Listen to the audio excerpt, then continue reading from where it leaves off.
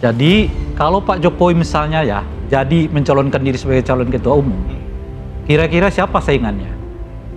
Kemungkinan ada dua kan. Pertama adalah nggak ada saingan, nggak ada lagi yang berani gitu loh.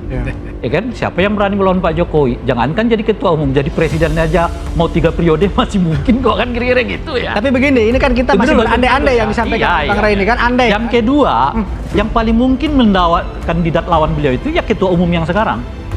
Kan umumnya di Indonesia ketua umum itu akan lanjut terus kan. Hampir nggak ada batasnya gitu ya. Nah apalagi ketua umum yang sekarang ini namanya Kaisang masih menjabat sekitar 1,5 tahun atau 2 tahun kan.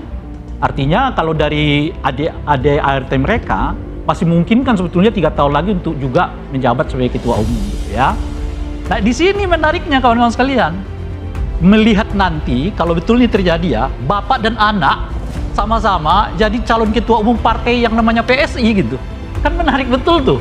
Dan mereka akan dibuat misalnya mungkin ya forumnya forum debat di mana anak dan bapak saling beradu argumentasi ya kan, dialog ya kan, pakai gimmick macam-macam gitu ya, ilmu anak turun ke ilmu bapak turun ke anak, ilmu anak bagaimana tuh ya kan, dan seterusnya gitu.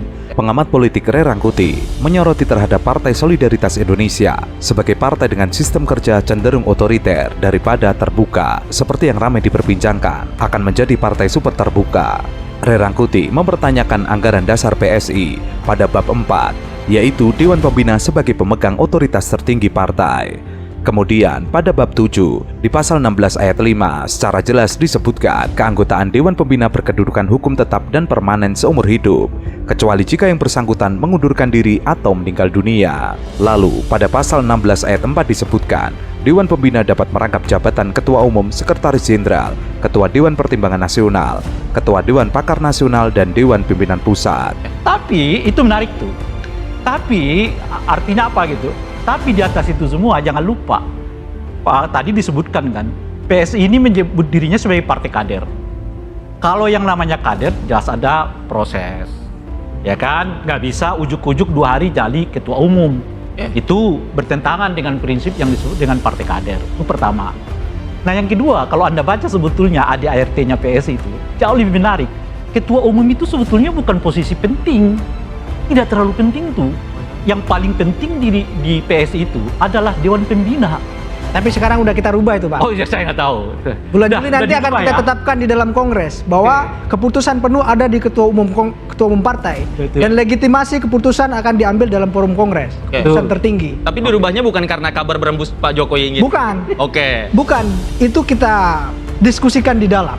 Dan kebetulan kami juga masuk ke dalam juga melihat seperti yang disampaikan oleh Bang Ray bahwa partai yang sehat memang harus dipimpin oleh ketua umum, dan keputusan tertinggi ataupun ketetapan tertinggi itu harus diambil di dalam forum Kongres yang kemarin diubahnya belum. Oh baru mau akan kita akan kan pengesahan itu kan harus di forum Kongres. Iya makanya ya, kan. Jadi yang anda bahkan bulan Juli nanti kita akan sahkan itu ya, gitu. Artinya yang sekarang ADRT-nya masih yang begini kan, sudah kita rubah, sudah dirubah, tinggal disahkan nanti. Oh iya artinya yang berlaku masih ADRT yang lama tuh. Ya secara aturan.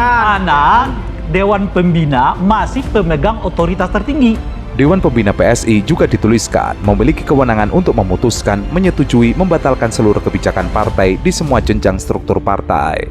Ray kemudian menyimpulkan bahwa Dewan Pembina PSI dapat menjadi apa saja sehingga bisa menganulir suara dari bawah. Selain itu, keanggotaan Dewan Pembina ditegaskan permanen seumur hidup kecuali yang bersangkutan mengundurkan diri atau meninggal. Dapat disimpulkan bahwa partai tersebut cenderung otoriter. Mendengar pernyataan dari Ray Rangkuti tersebut, juru bicara PSI tidak bisa menjawab. Ia hanya bisa mengatakan bahwa ADART tersebut sudah diubah, namun belum disetujui oleh Kongres Partai. Enggak, jadi saya sampaikan begini. Begitu. Dewan Pembina hari ini sudah menyepakati bahwa kita akan pakai aturan main yang baru. Iya. Yang sedang ataupun sudah kita rancang hari ini, tinggal ditetapkan saja nanti di. Ya, itu artinya kesepakatan, ya kan? Ya. Bukan aturan yang berlaku. Ya, betul. Ya kan? Tapi kan makanya saya merujuk ke aturan yang berlaku. Aturan yang berlaku di ADRT mengatakan, ya kan? Pemilik otoritas tertinggi itu di partai namanya Dewan Pembina.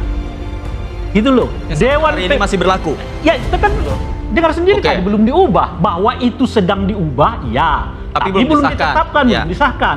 di Kongres nanti akan ditetapkan.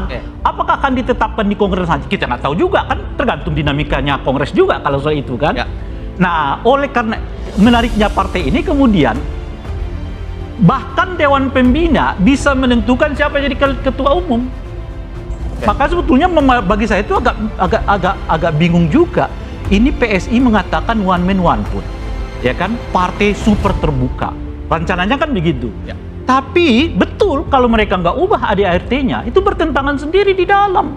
Bagaimana proses one man one vote, tapi kuasa tertinggi tetap ada di Dewan Pembina. Nanti nih misalnya ya, Kongres kalau nggak mereka ubah lagi-lagi ADART-nya, Kongres menetapkan si A jadi ketua umum, Dewan Pembina nggak setuju, berhenti itu.